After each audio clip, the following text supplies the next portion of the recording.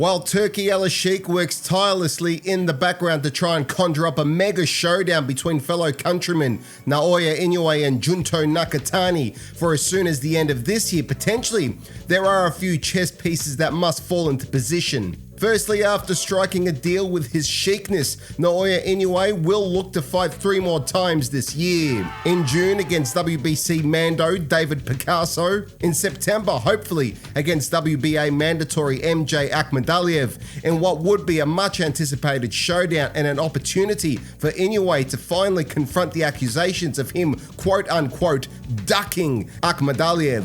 Then in December, hopes of a move up to 126 pounds to face WBA featherweight champ Nick Ball. Doesn't look like it's too realistic at this point, with Inoue showing no sign of moving up in weight class once again, which would leave the door open for a potential huge fight against Japanese standout and 3-division champion Junto Nakatani. Nakatani, the current WBC Bantamweight champion, would have to move up in weight class to meet Inoue for that potential fight in December, but Nakatani has made it clear that he wishes to unify in the 118-pound division and would like to face at least one of the other champions, all fellow countrymen, before a move up north. But before any of that can happen, Nakatani must take on the unbeaten Mexican David Cuellar on the 24th of February at the Ariake Arena, Tokyo, Japan.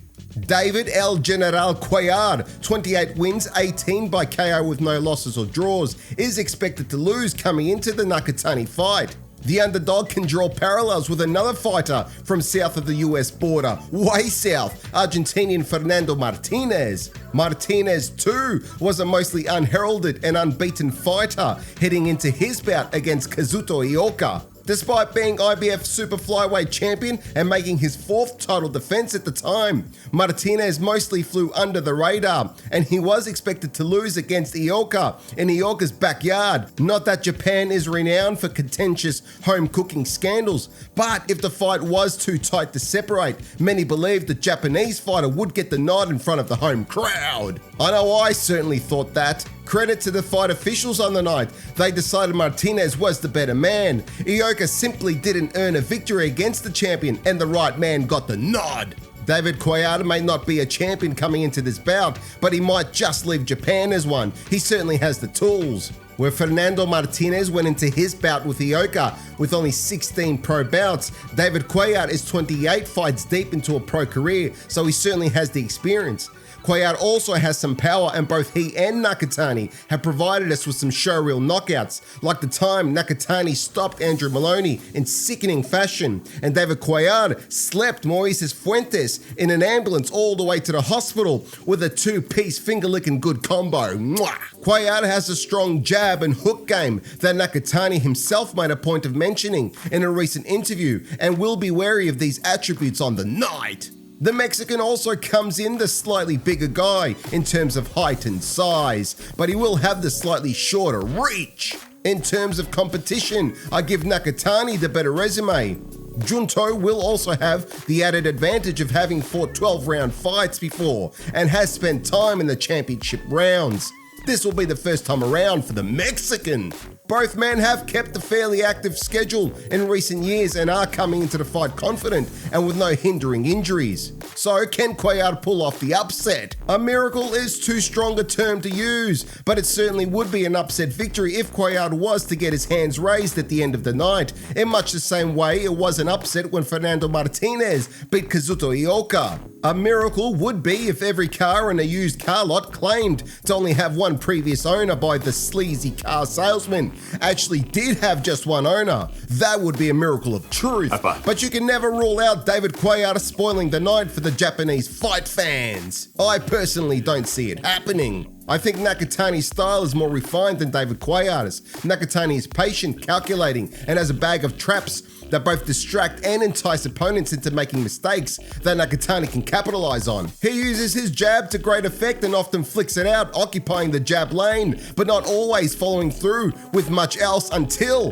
when his rival is not expecting it, a vicious back left hand comes a knocking. The southpaw finds a home for that backhand in a variety of ways, and I think his favorite method is when he dips low and brings the backhand over the top. It's a shot that has caught fighters time and again. When Nakatani smells blood, he is like a shark in the water and goes for the kill, finishing off his rival under a barrage of punches. Cuellar is a great body puncher, both men are really, but fighting out of the orthodox stance, Cuellar has access to Nakatani's body with his backhand, and I've seen the reaction from opponents when he lands to their body. He's got some heat. I don't think Cuellar is as cerebral as Nakatani, but he's definitely an action guy, and if he can get Nakatani to trade with him, he can land one of those nasty hooks. Or if he can pin Nakatani against the ropes, he can unleash some of that nasty bodywork, peppered with brutal uppercuts that he's prone to throwing. As for Nakatani, don't hook with a hooker. Don't stand stationary, manage your range and let Cuellar come to you and let him walk into something.